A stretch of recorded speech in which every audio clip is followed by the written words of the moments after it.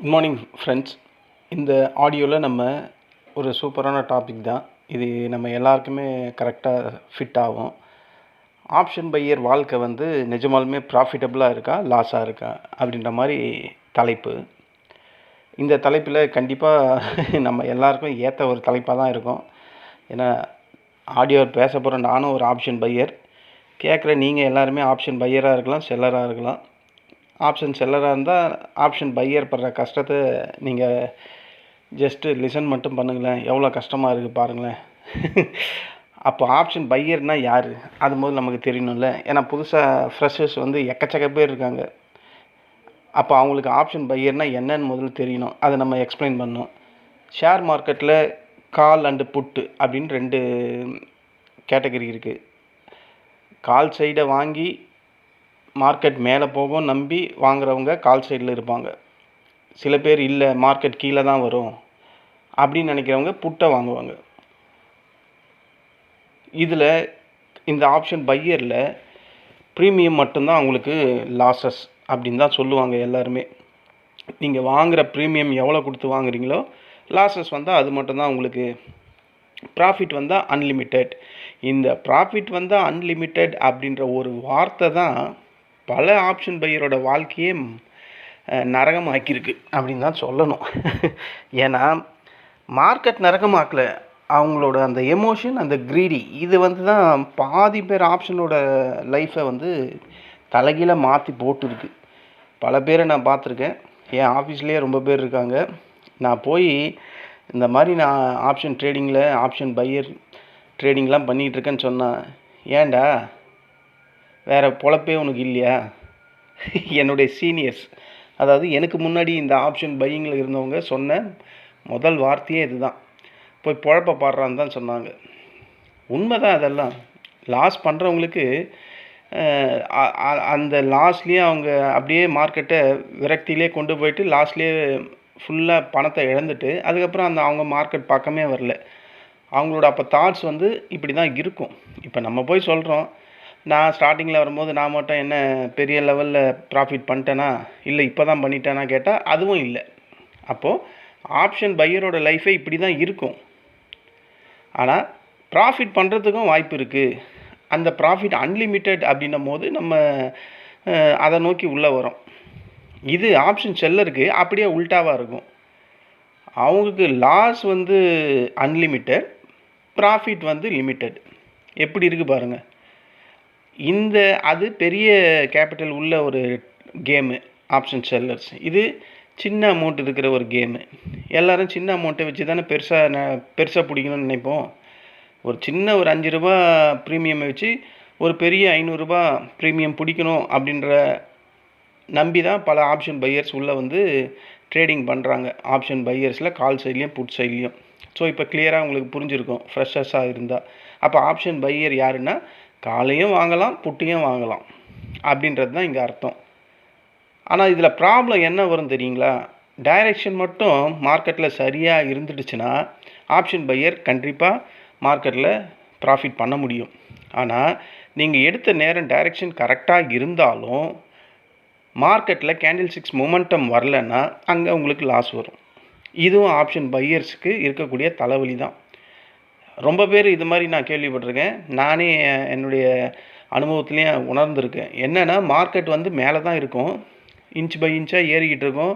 ஆனால் 30-40 பாயிண்ட் ஏறிக்கிட்டு தான் இருக்கும். ஆனால் நான் வாங்கி வச்சுருந்த இந்த மணி ப்ரீமியம் ஏறவே ஏறாது. அதுக்கு பதிலாக அது கொஞ்சம் கொஞ்சமாக மைனஸ் லாஸஸ்க்கு தான் வந்துக்கிட்டு இருக்கோம். இது எத்தனை பேர் நம்ம பார்த்துருப்போம் நம்ம லைஃப்பில்.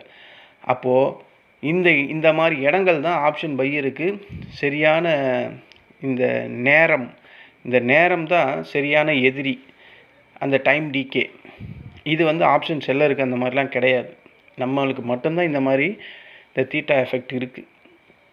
அவங்களுக்கு வேறு ஒரு எஃபெக்ட் இருக்குது ஆப்ஷன் செல்லருக்கு. அது காமா எஃபெக்ட்டு.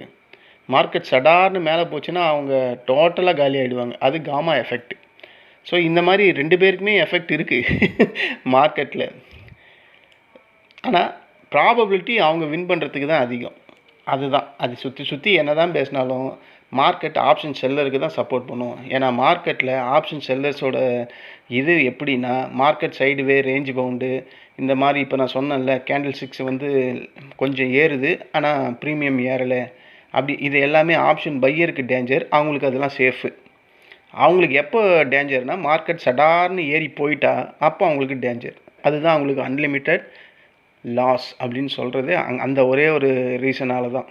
மற்றபடி அதிகப்படியாக வின் பண்ணுறதுக்கான வாய்ப்பு அவங்களுக்கு தான் இருக்குது. ஆனால் நம்மளால் அது அகைன்ஸ்டாக போட்டி போட்டு செய்ய முடியாது. ஏன்னா அது அதோட ஒரு லாட்டை நீங்கள் செல் பண்ணுற மாதிரி இருந்தால் 2.5 லட்ச ரூபா கிட்ட தேவைப்படும். அதுவும் அது அகைன்ஸ்டாக நமக்கு மாறிடுச்சுன்னா அதை போய் அவங்க எட்ஜிங்லாம் பண்ணுவாங்க, அதுக்கு இன்னும் காசு தேவைப்படும். இப்போ 2.5 லட்ச ரூபா ஒரு ப்ரீமியம் வாங்கும்போது எட்ஜிங் பண்ணால் கொஞ்சம் குறையும் தான், அதெல்லாம் கரெக்டு தான். அந்த குறையிற அமௌண்ட்டு கூட நம்மக்கிட்ட இருக்காதே ஆப்ஷன் பையர்கிட்ட, அதுதானே பிரச்சனை. நம்ம அதிகபட்சமாக ஒரு 15,000 20,000 எடுத்துக்கிட்டு தானே உள்ளேயே வருவோம். அந்த 15,000 20,000த்துக்கு என்ன ப்ராஃபிட் பண்ண முடியுமோ அதை மட்டும் பிடிப்போமான்னு கேட்டால் அதுவும் பிடிக்க மாட்டோம். 15,000 எடுத்துகிட்டு போனால் 15,000மே வேணும்னு தான் நம்ம உட்காந்துருப்போம். அப்போ மார்க்கெட் என்ன பண்ணும், நீ அப்படியாப்பட்டவனா, சரி இருறா இது இருக்குது, இந்த 15,000 உங்கள்கிட்ட இருக்கிறதுனால தானே ஆடுற, இந்த ஒரு வாரத்துலேயே உன்னை முடிச்சு கட்டிடுறேன்னு முடிச்சு கட்டுரும். இப்படி அழிஞ்சவங்க தான் ஆப்ஷன் பையிங்கில் பல பேர் இருக்காங்க. அப்போது ஆப்ஷன் பையிங்லே எனக்கு தெரிஞ்சு ஒரு 3 விதமான கேரக்டர் இருக்காங்க. அதாவது வெயிட் பண்ணி ட்ரேட் பண்ணுவாங்க. வெயிட் பண்ணி ட்ரேட் பண்ணுறவங்கள வந்து அவங்களுக்கு இருக்கக்கூடிய பாசிட்டிவ் என்ன நெகட்டிவ் என்ன அப்படின்ற மாதிரி பார்க்கலாம். இப்போது மார்க்கெட்டில் வந்து காலையில் ஒரு 9:30 மணிக்கோ 10 மணிக்கோ ஒரு கால் வாங்குறாங்க, இல்லை ஏதோ ஒரு புட்டோ வாங்குறாங்க. மார்க்கெட்ஸ் அவங்க வெயிட் பண்ணுறாங்க ஒரு 2 மணி நேரம் 3 மணி நேரம். அப்படி வெயிட் பண்ணுறதுனால அவங்களுக்கு என்னென்ன நன்மை கிடைக்கும்னா, அவங்களுக்கு ட்ரெண்டு கன்ஃபார்ம் டைம் கண்டிப்பாக கிடைக்கும். ஏன்னா இப்போது ஒரு 9:15க்கு மார்க்கெட் ஓப்பன் ஆகுது, 10 மணி வரையும் கீழே இருக்குது, அவங்க ஒரு 2 மணி நேரம் 3 மணி நேரம் வெயிட் பண்ணுறாங்க. அப்போது அந்த 9:15லேருந்து 10:30 வரையும் கீழே இருந்தால் கூட 10:30க்கு மேலே அது மேலே போச்சுன்னா அப்போ ட்ரெண்டு வந்து மாறுறதுக்கான வாய்ப்பு இருக்குது. வெயிட் பண்ணி ட்ரேட் பண்ணுற அந்த ஆப்ஷன் பையருக்கு அதிகப்படியான லாஸஸ் அப்படின்னு சொல்கிறோம்ல, அதாவது லாஸஸ் ஒவ்வொரு ட்ரேடுக்கும் லாஸஸ் வரும்னு சொல்லுவாங்கள்ல, அது அங்கே கம்மியாகும். ஏன்னா அவங்க எடுத்ததே ஒரு ட்ரேடு தான் இருக்கும், அதுவே 3 மணி நேரம் 3.5 மணி நேரம் 4 மணி நேரம்னு ஓடும் போது அப்போது இந்த நாய்ஸஸ்னால் இந்த இடத்துல லாஸஸ் வந்து அடிக்கடிக்கு வர லாஸஸ் வந்து அவாய்ட் பண்ணுறதுக்கான வாய்ப்பு இருக்குது. மொமெண்டம் கேட்சப் பண்ணலாம் அப்படின்னு சொல்லுவாங்க. அதாவது மார்க்கெட்டு டவுன்லேயே இருந்துட்டு சடார்னு மேலே ஏறி போகும், அப்போ அந்த மொமெண்டத்தை கேட்ச் பண்ணுறதுக்கான வாய்ப்பு அதிகமாக இருக்குது. எமோஷனோட ப்ரெஷர் வந்து அங்கே கொஞ்சம் கொஞ்சமாக குறையும். ஏன்னா எமோஷன் அதிகமாக இருந்தால் ஒரு கால் எடுத்துகிட்டு அந்த காலை க்ளோஸ் பண்ணாமல் அகைன்லாம் கால் வாங்க மாட்டாங்க ஆப்ஷன் பையர்ஸ். அதாவது இந்த வெயிட் பண்ணி ட்ரேட் பண்ணுறவங்க அது லாஸஸ்க்கு வரும்போது தான் அதில் ஆவரேஜ் பண்ணி பல குவான்டிட்டியை எக்ஸ்ட்ரா வாங்கி இன்னும் லாஸஸ் பண்ணுவாங்க. இது ஜஸ்ட்டு ஒரு நன்மைகள். அவங்க வெயிட் பண்ணி ட்ரேட் பண்ணால் ட்ரேட் கன்ஃபார்ம் டைம் கிடைக்கும், இந்த மாதிரி சின்ன சின்ன லாஸஸ் வராது, மொமெண்டம் அந்த மூமெண்ட்டை கேட்ச் பண்ணலாம், எமோஷன் ப்ரெஷர் வந்து குறையும். ஏன்னா ஒரு ட்ரேடு தான் எடுத்திருப்பாங்க, அவங்க வெயிட் பண்ணிக்கிட்டு இருப்பாங்க. ஆனால் இதில் இருக்கக்கூடிய தீமைகள் நெகட்டிவிட்டி என்னன்னு கேட்டால், மார்க்கெட் சடனாக இப்போது 9:15லேருந்து 10 வரையும் கீழே இருக்குது, 10லேருந்து ஒரு 11 வரையும் மார்க்கெட் மறுபடியும் மேலே வருது, அவருக்கு ப்ராஃபிட்டே வருது. ஆனால் மார்க்கெட்டில் சடனாக ஒரு ரிவர்ஸ் ப்ரீமியம் மெல்ட் ஆச்சுன்னா அவங்க அடிபட்டுருவாங்க. சடன் ரிவர்சல் வந்தால் அவங்க இருந்த ப்ராஃபிட்டும் போயிட்டு லாஸுக்கு வந்துடும், அது ஒரு பிரச்சனை இருக்குது. அப்புறம் சைட்வே மார்க்கெட் இருந்தால் அவங்களோட ப்ரீமியம் கண்டிப்பாக மெல்ட் ஆகும். அப்புறம் ஏதாவது ஒரு இன்ட்ராடே டைமில் நியூஸ் ஏதாவது ஸ்பைக் ஆச்சுன்னா, நியூஸ் ஃப்ளோவால் ஸ்பைக் ஆச்சுன்னா, நீங்கள் கால் சைடில் இருக்கும் போது மார்க்கெட்டுக்கு எதிராக ஒரு பேட் நியூஸ் வந்தால் மார்க்கெட் ஹெவியாக லாஸஸ் வரும். இந்த மாதிரி லாஸஸ் இன்ட்ராடேயில் அதிகமாக வரும். அப்போது இந்த நெகட்டிவிட்டியை யார் ஃபேஸ் பண்ணுவாங்கன்னா, இந்த மாதிரி வெயிட் பண்ணி ட்ரேட் பண்ணுறவங்க கண்டிப்பாக ஃபேஸ் பண்ணுவாங்க. அவங்களுக்கு ஃபைனலாக என்னென்னா, பாசிட்டிவில் வந்து அவங்க ட்ரெண்டை கன்ஃபார்ம் பண்ணலாம், மொமெண்டத்தை பிடிக்கலாம், லாஸஸ் வந்து பெரிய லாஸஸ்ஸு குறையறதுக்கும்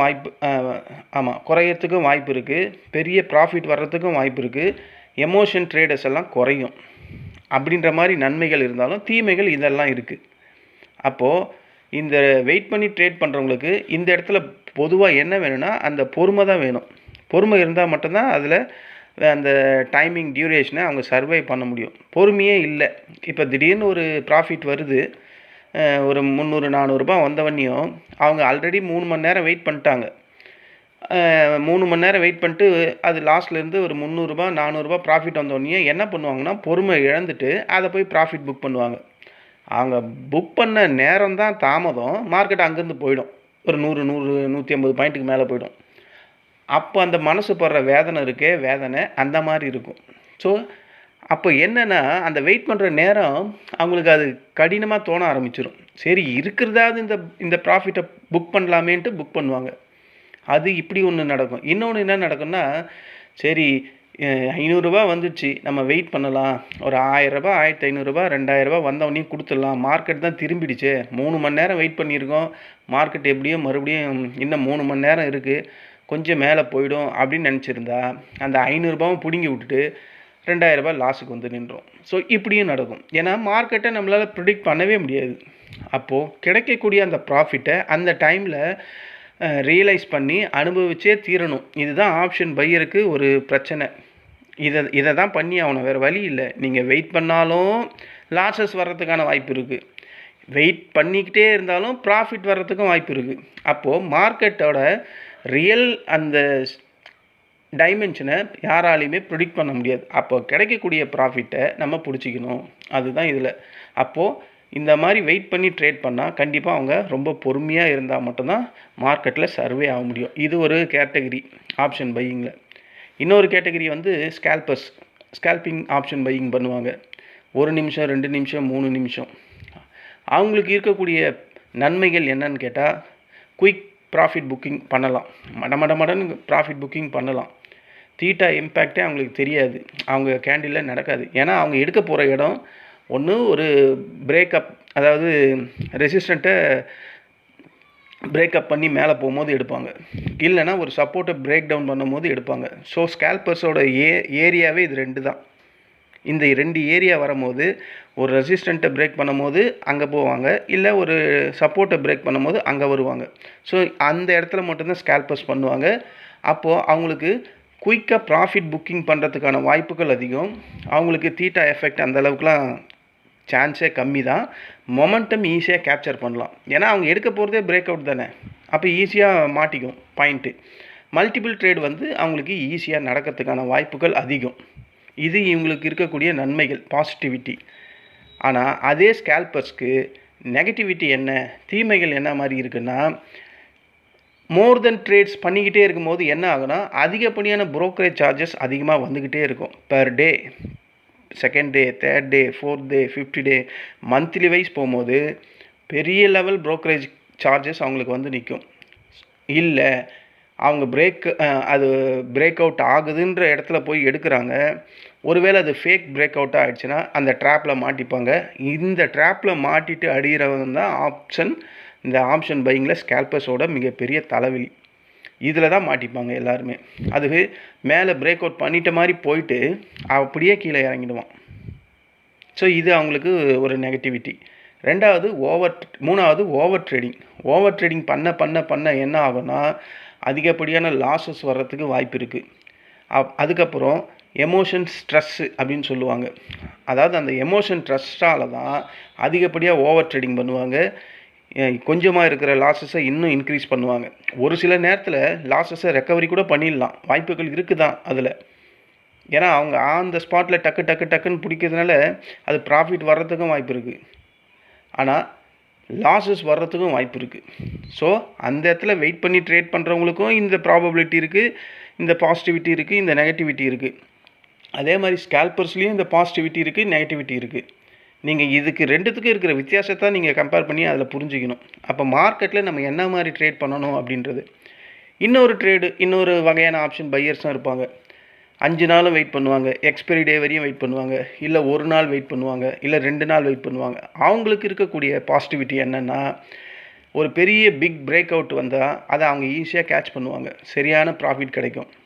ஸ்ட்ராங்கான ட்ரெண்டு ஏதாவது மார்க்கெட்டில் இருந்தால் கண்டிப்பாக ஒரு பெரிய ஸ்ட்ராங்கான ட்ரெண்டு வந்து மேல் நோக்கியோ இல்லை கீழ் நோக்கியோ இருந்தால் அவங்க அந்த மார்க்கெட் டைரெக்ஷனுக்கு ஏற்ற மாதிரி ஒரு ஆப்ஷன் பையிங்கை வாங்கி வச்சுருந்தா மிகப்பெரிய ரிட்டர்ன் கிடைக்கும். அதுதான் அன்லிமிட்டெட் ப்ராஃபிட்னு சொல்கிறாங்கல்ல, அது கிடைக்கிறதுக்கு வாய்ப்பு இருக்குது. அதாவது ஒரு ட்ரேட் பண்ணாலும் அந்த ஒரு ட்ரேடு வந்து நின்று பேசும். அதாவது பெரிய லெவலில் ப்ராஃபிட் வரும் அப்படின்ற மாதிரி சொல்கிறேன். மற்ற ட்ரேடு எடுக்கிறதுக்கு அவங்களுக்கு நேரமே இருக்காது. ஏன்னா அதில் ஒரு ட்ரேடை வாங்கி வச்சுட்டு தான் 5 நாளும் வெயிட் பண்ண போகிறாங்களே. அப்போது அவங்களுக்கான பாசிட்டிவிட்டி இது மாதிரி இருக்குது. ஆனால் நெகட்டிவிட்டி 5 நாளும் நீங்கள் வெயிட் பண்ண போகிறீங்க. அப்போது மிகப்பெரிய எதிரி எது? ஆப்ஷன் பையருக்கு தீட்டா எஃபெக்ட். அப்போது 5 நாள் உங்கள் அந்த டைம் டீக்கே வந்து உங்கள் ப்ரீமியத்தை சாப்பிடும். First point. சைட்வே மார்க்கெட்டாக இருந்தால் உங்கள் ப்ரீமியம் டோட்டலாக மெல்ட் ஆகிடும், டோட்டலாக கரைஞ்சிரும். நீங்கள் இந்த மணியே வச்சுருந்தாலும் கரைய ஆரம்பிச்சிடும். 5 நாள் வெயிட் பண்ணி ட்ரேட் பண்ணுற மாதிரி இருந்தால். எக்ஸ்பைரி டே பக்கத்தில் வந்துட்டால் நீங்கள் என்ன தான் இந்த மணியாக வச்சுருந்தா கூட அது வேகமாக குறையறதுக்கு தான், மெல்ட் ஆகிறதுக்கு தான் வாய்ப்பு அதிகம். அப்போது இந்த வகையான ஆப்ஷன் பையரோட நிலைமையை நீங்கள் திங்க் பண்ணிடணும். ஸோ 3 விதமான ஆப்ஷன் பையரோட மென்டாலிட்டியை நான் இதில் சொல்லியிருக்கேன். இதில் எது பெஸ்ட்டு, எது நல்ல பாசிட்டிவிட்டி, எது நமக்கு ரொம்ப டேஞ்சர் அப்படின்னு கேட்டால் 3மே ஒரே மாதிரி தான் இருக்குது. ஸோ 3மே வந்து எதை தொட்டாலும் ஒரு பாசிட்டிவிட்டி இருக்குது, ஒரு நெகட்டிவிட்டி இருக்குது. எல்லாத்துக்குமே ஈவனாகவே இருக்குது. அப்போது ஒரு ஆப்ஷன் பையருக்கு என்ன மாதிரி ஸ்ட்ராட்டஜி வேணும் அப்படின்றத ஒவ்வொரு ஆப்ஷன் பையரும் தான் சூஸ் பண்ணிக்கணும். இந்த 3 வகையான கேட்டகரி தான் ஆப்ஷன் பையிங்கில் எல்லாருமே பண்ணக்கூடியது. ஸ்கேல்பர்ஸ், வெயிட் பண்ணி ட்ரேட் பண்ணுறது ஹவர்ஸ் கணக்கில், அப்புறம் அந்த எக்ஸ்பைரி டே வரையும் வெயிட் பண்ணி ட்ரேட் பண்ணுவாங்க. இந்த 3 வகையான ஆப்ஷன் பையர்ஸ் தான் மார்க்கெட்டில் அதிகம். இதில் ஸ்கேல்பர்ஸோட பிரச்சனை பெரும் பிரச்சனை. 2 ஹவருக்கு வெயிட் பண்ணி பண்ணுறவங்களோட பிரச்சனையும் பெரும் பிரச்சனை. ஃபுல் டே, ஒரு நாள் ஃபுல்லாக, 2 நாள் ஃபுல்லாக, ஒரு எக்ஸ்பைரி டே ஃபுல்லாக வெயிட் பண்ணி பண்ணுறவங்களுக்கு அதை விட பெரிய பிரச்சனை.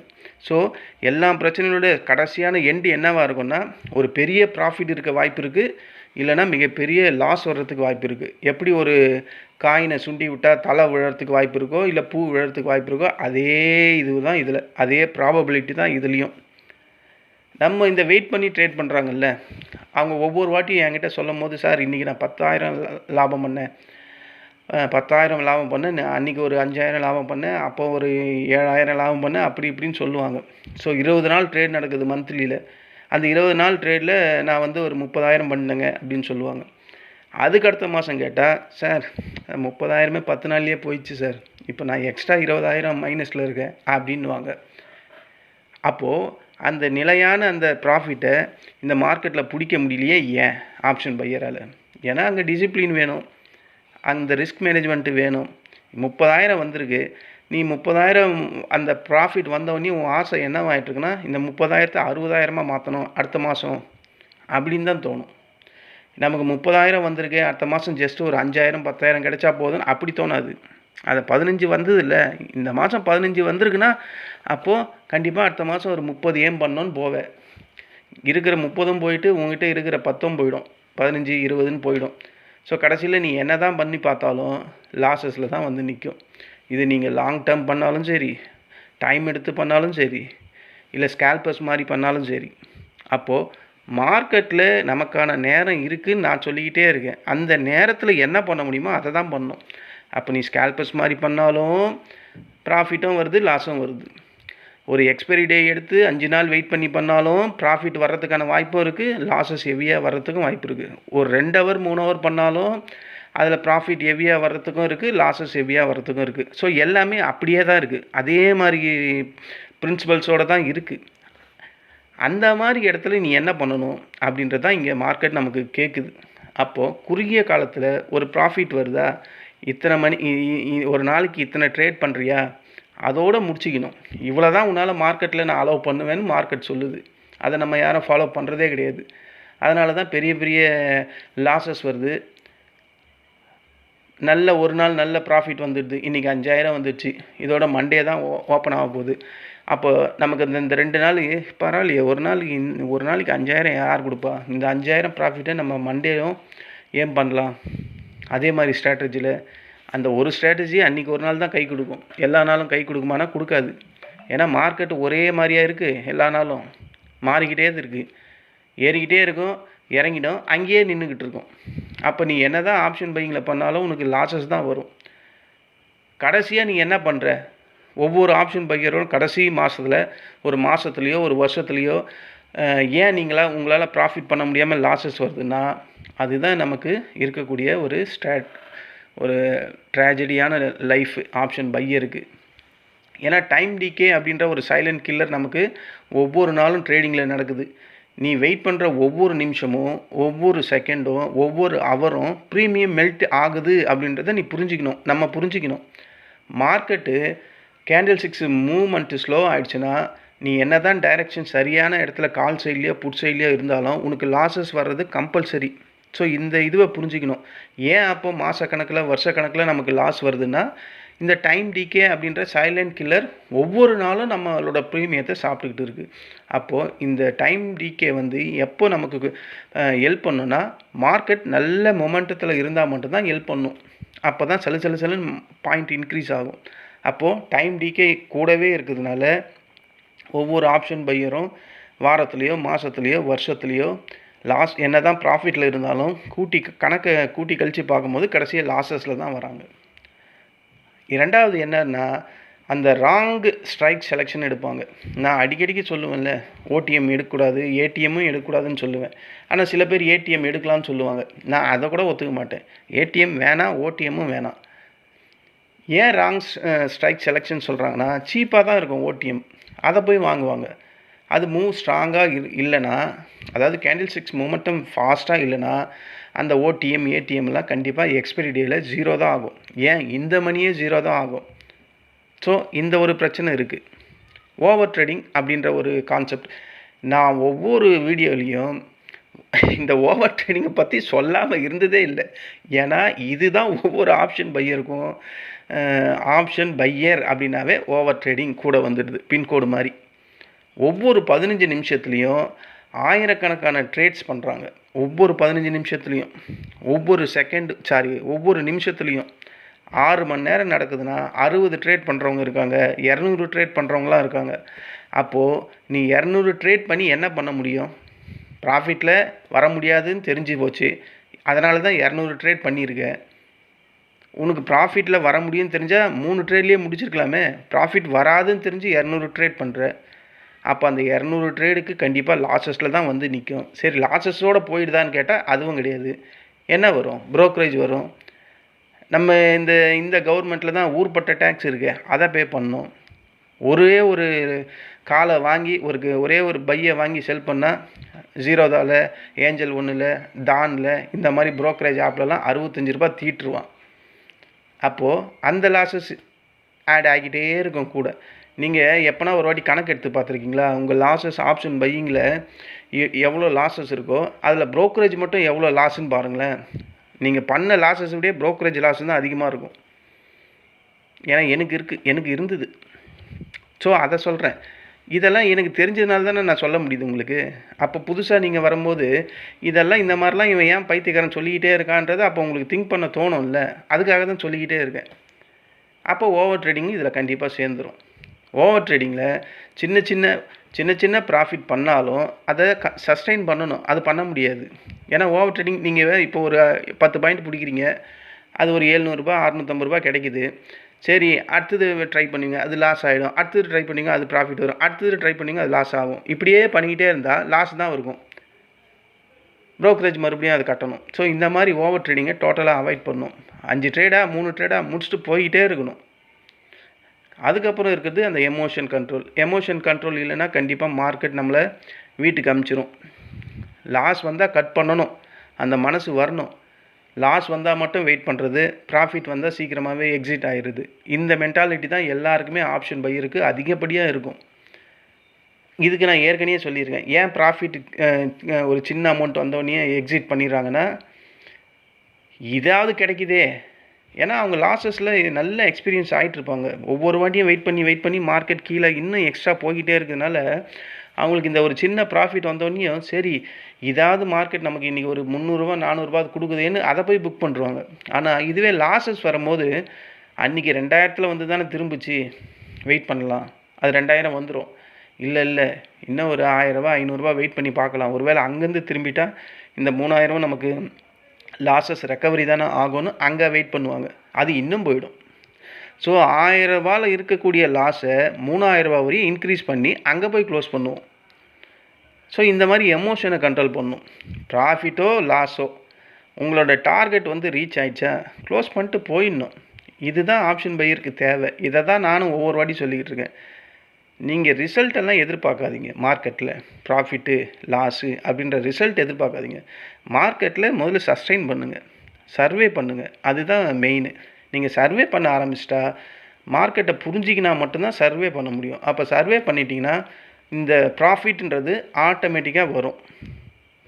இது கண்டிப்பாக அந்த டிசிப்ளினில் இருந்தால் ப்ராஃபிட்ன்றது உங்களை தேடி வரும் அப்படின்றது என்னுடைய ஆழமான கருத்து. ரிஸ்க் மேனேஜ்மெண்ட்டு வேணும். இது எல்லாம் அதையே தாங்க. ரிஸ்க் மேனேஜ்மெண்ட் வேணும். மார்க்கெட் சைடுவேல இருந்தால் கண்டிப்பாக ஆப்ஷன் பையர் உள்ளே வரவே கூடாது. ட்ரேடிங்குள்ளேயே வரக்கூடாது. ரேஞ்ச் பவுண்டாக இருந்தாலும் வரக்கூடாது. மார்க்கெட் ட்ரெண்ட் இல்லாமல் ரேஞ்சாக இருந்தால் ஆப்ஷன் பையர் வந்து நீங்கள் உங்கள் பாக்கெட்டில் இருக்கிற காசை தூக்கி ஆப்ஷன் செல்லருக்கு இந்தாப்பா அப்படின்னு கொடுத்துட்டு போகிற மாதிரி கதை தான் அது. மார்க்கெட் சைடுவேலையே ரேஞ்ச் பவுண்ட்லேயே இருந்தால். அதே மாதிரி ஒரு ட்ரேடு எடுக்க வேண்டிய இடத்துல 10 ட்ரேடு எடுக்கிறது, 10 ட்ரேட் எடுக்க வேண்டிய 20 ட்ரேட் எடுக்கிறது, ரிஸ்க் மேனேஜ்மெண்ட் இல்லாமல் ட்ரேட் பண்ணுறது, 1 லட்ச ரூபாய் கேபிட்டலை வச்சுக்கிட்டு அதுலேயே வந்து 30,000 ரூபாய் லாஸ் பண்ணுறது. இந்த ரிஸ்க் மேனேஜ்மெண்ட்லாம் சுத்தமாக இல்லாமல் ட்ரேட் பண்ணிங்கன்னா சுத்தமாக உங்களை மார்க்கெட்டு தொடச்சி விட்டுரும். ஒரு நாளைக்கு ரிஸ்க் மேனேஜ்மெண்ட் இதுன்னா 1 லட்ச ரூபாய்க்கு 2%னா 2,000 ரூபாய், அவ்வளோதான். மார்க்கெட்டில் எவ்வளோ நாள் இருக்குது இன்னும் ட்ரேட் பண்ணுறதுக்கு. அது வரையும் நமக்கு அந்த 1 லட்ச ரூபாய் தேவைப்படும். அன்றைக்கி ஒரு நாள்லேயே 30,000 20,000 செலவு பண்ணிட்டா அப்போ உங்கள்கிட்ட என்ன ரிஸ்க் மேனேஜ்மெண்ட் இருக்குது? அப்போது ஆப்ஷன் பையர் வந்து நீங்கள் என்ன மாதிரி ட்ரேட் பண்ணாலும், நான் இந்த சொன்ன இந்த 5மே என்னென்ன சொன்னேன்? ஓவர் ட்ரேடிங் சொன்னேன், ராங் ஸ்ட்ரைக் செலெக்ஷன் சொன்னேன், டைம் டிகே சொன்னேன், எமோஷன் கண்ட்ரோல் இல்லாமல் ட்ரேட் பண்ணுறதை சொன்னேன், ரிஸ்க் மேனேஜ்மெண்ட் இல்லாமல் பண்ணுறது சொன்னேன். மார்க்கெட் சைடுவே ரேஞ்ச் பவுண்டில் இருக்கும் போது இந்த மாதிரிலாம் பண்ணால் நீங்கள் ஸ்கேல்பராக இருந்தாலும் சரி, ஒரு வீக் ஃபுல்லாக ட்ரேட் பண்ணுறவராக இருந்தாலும் சரி, 3 ஹவர் 4 ஹவர் ட்ரேட் பண்ணுறவராலும் இருந்தாலும் சரி, மார்க்கெட் உங்களை நல்லா பண்ணிங்க, உங்கள் காசு எனக்கு சொந்தன்ட்டு பிடிங்கி உங்களை வெளியே அனுப்பிச்சிடும். இதுதான் ஃப்ரெண்ட்ஸ். அப்போது இந்த தலைப்புக்கான ஆன்சர் உங்களுக்கு இப்போ தெரிஞ்சிட்ருக்கோம்ல. அதாவது 15 நிமிஷத்தில் நீ ட்ரேட் பண்ணுறன்னா உனக்கு அந்த இடத்துல ஸ்பீடு தான் தேவை. அந்த ஸ்பீடில் என்ன பண்ண முடியுமோ அதை பண்ணிட்டு வெளியே வந்துக்கிட்டே இருக்கணும். மார்க்கெட் இதுதான் சொல்லுது. நீ 2 மணி நேரம் ட்ரேட் பண்ணுவியா? மொமெண்டத்தை உன்னால் கேட்சப் பண்ண முடியுதா? அந்த மொமெண்டத்தில் என்ன கேட்சப் பண்ணியோ அந்த பாயிண்ட்டை எடுத்துக்கிட்டு போய்கிட்டே இரு. இது 2வது வகையான ட்ரேடர். ஒரு நாள் ஃபுல்லாக நீ ட்ரேட் பண்ணுறியா, வெயிட் பண்ணுறியா, உனக்கான டைரெக்ஷன் மார்க்கெட்டில் கிடச்சிச்சா? நீ பொறுமையாக இருந்ததுக்கு ஒரு டைரெக்ஷன் கிடச்சிச்சு, அதுக்கு ப்ராஃபிட் கிடச்சிச்சு, அதை எடுத்துக்கிட்டு போயிட்டே இரு. அதை வெயிட் பண்ணிட்டு இன்னும் 2-3 நாள் வெயிட் பண்ணாத அப்படின்னு மார்க்கெட் சொல்லுது. இது என்ன தான் பண்ணாலும், எப்படி தான் பண்ணாலும் மந்த்லி ரிசல்ட் என்ன அப்படின்னு பார்க்கும்போது நமக்கு அங்கே லாஸஸ் அப்படின்றது தான் வருது. ஸோ வெரி ஸ்ட்ரிக்டாக ஃபாலோ பண்ணணும். டிசிப்ளின் இல்லைன்னா நம்ம எல்லாருமே என்ன பண்ணுவோம்? ஆப்ஷன் பையிங்கில் லாஸ் தான் பண்ணுவோம். இதுதான் என்னுடைய கடைசியான ஒரு கருத்து. மார்க்கெட்டில் சர்வைவல் அப்படின்ற ஒரு ஃபார்முலா இருக்குது. அந்த சர்வைவல் அப்படின்ற ஃபார்முலாவை எதை பேஸ் பண்ணி கட்டமைக்கப்படுதுன்னா, ஸ்டாப் லாஸ் அப்படின்ற ஒரு சிஸ்டம் இருக்குது. ரிஸ்க்கு ட்ரேடு, அதாவது ஒரு ட்ரேடுக்கு இவ்வளோ ரிஸ்க் எடுக்குன்ற ஒரு கட்டமைப்பு இருக்குது. அதில் ஐடிஎம் இந்த மணியை மட்டும்தான் எடுக்கணுன்ற ஒரு லாஜிக் இருக்குது. டோட்டலாக ஓவர் ட்ரேடிங்கை அவாய்ட் பண்ணணுன்ற ஒரு டிசிப்ளினுமே இருக்குது. கிளியர் ட்ரெண்டு கிடைச்சா மட்டும்தான் ட்ரேடு எடுக்கணும். கிளியர் ட்ரெண்டு கிடைக்கிற அன்றைக்கி நீ ஹெவி ட்ரேடு பண்ணாலும் பரவாயில்ல. ஏன்னா நீ மார்க்கெட் டைரெக்ஷனை புரிஞ்சு அந்த இடத்துல கிளியர் ட்ரெண்டு மேலே போகுதுன்னு தெரிஞ்சு நீ அங்கே ஒரு 3-4 லாட் எடுத்தாலும் அது பரவாயில்லை. ஏன்னா ப்ராஃபிட் தான் வரப்போகுதுன்னு தெரியுது. ஸோ இந்த மாதிரி இருந்தால் மட்டும்தான் மார்க்கெட்டில் சர்வே பண்ண முடியும். நம்ம நினைக்கிற மாதிரி மார்க்கெட்டில் 3 டைப் ஆஃப் ஆப்ஷன் பையர்ஸ் இருந்தாலும் ஒன்றும் வேலைக்கு ஆகாது. ஸோ இந்த டிசிப்ளின்ஸ்லாம் வேணும். இருந்தால் மட்டும்தான் மார்க்கெட்டில் நம்மளால் சஸ்டெயின் பண்ண முடியும். மார்க்கெட்டு இன்றைக்கி என்ன செய்ய போகுது அப்படின்றது மட்டும் நமக்கு தெரிஞ்சால் அது பத்தாது. அதில் நீ என்ன பண்ண போகிற, மார்க்கெட் இப்படி தான் இருக்க போகுதுன்றது நமக்கு தெரியும். அதில் நீ என்ன பண்ண போகிற அது தெரிஞ்சால் மட்டும்தான் ஆப்ஷன் பையர் வந்து மார்க்கெட்டில் ஜெயிக்க முடியும். டைரெக்ஷன் சரியாக இருக்கணும், டைமிங் சரியாக இருக்கணும், ரிஸ்க் கண்ட்ரோல் சரியாக இருக்கணும். இந்த 3ம் சேர்ந்தால் தான் ஆப்ஷன் பையர் வந்து ப்ராஃபிட்டில் வர முடியும் அப்படின்றது தான் என்னுடைய கருத்து. ஆப்ஷன் பையரும் ப்ராஃபிட்டில் வரலாம் அதுதான் இதுக்கான ரீசன். ஸோ நான் சொன்ன இந்த 3 வகையான கேரக்டர் உள்ள ஆப்ஷன் பையர்ஸ் பண்ணக்கூடிய தவறு என்ன, அவங்களுக்கு இருக்கக்கூடிய நன்மைகள் தீமைகள் என்ன மார்க்கெட் டைமில் அப்படின்ற மாதிரி நான் இந்த ஆடியோவில் பேசியிருக்கேன். இது கண்டிப்பாக புதுசாக இருந்தால் உங்களுக்கு ரொம்ப பிடிக்கும். எக்ஸ்பீரியன்ஸ் இருந்தால் அவங்களுக்கு இதையே தான் பொழுதன்னைக்கும் இதையே தானே 5 நாளும் ட்ரேட் பண்ணுறாங்க, இதையே தானே கேட்டுக்கிட்டு இருக்காங்க, இதையே தானே பார்த்துக்கிட்டும் இருக்கிறாங்க, அவங்களுக்கு இதை அந்தளவுக்கு ரொம்ப மோட்டிவேட் பண்ணாது. ஆனால் ஃப்ரெஷர்ஸை பெரிய லெவலில் மோட்டிவேட் பண்ணும் அப்படின்னு நம்புகிறேன். இந்த ஆடியோ உங்களுக்கு பிடிச்சிருந்தா என்னோடய சேனலை சப்ஸ்கிரைப் பண்ணுங்கள். நம்ம வேறு ஒரு ஆடியோவில் மீண்டும் சந்திக்கலாம். நன்றி, வணக்கம்.